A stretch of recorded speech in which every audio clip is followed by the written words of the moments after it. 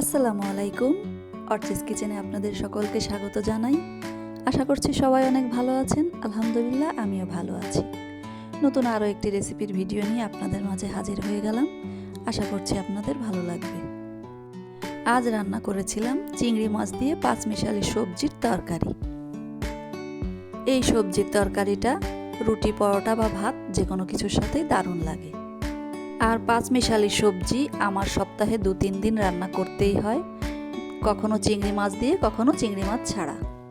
যেহেতু আমার হাজবেন্ড সকালে আর রাতে রুটি খান, তাই তার জন্য আমাকে সবজি রান্না করতে হয়।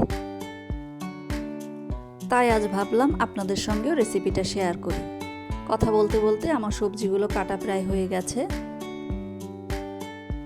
আজকের সবজিতে ছিল সিম, বরবটি, কাঁচকলা, পেঁপে, টমেটো। যেদিন যেমন সবজি বাড়িতে থাকে সেদিন আমি সেই সবজি দিয়েই রান্না করি।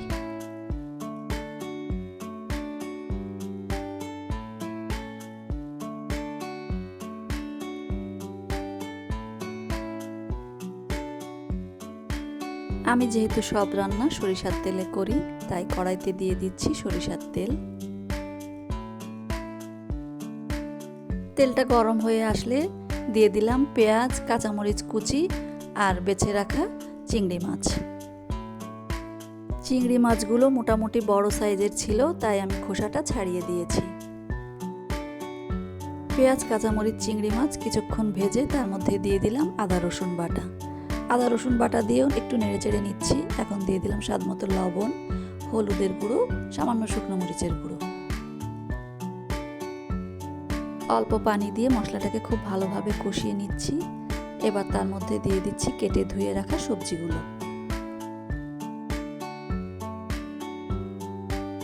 সবজিটাকেও সামান্য একটু পানি দিয়ে মশলার সাথে খুব ভালোভাবে বেশ কিছুক্ষণ কষিয়ে নিয়েছি।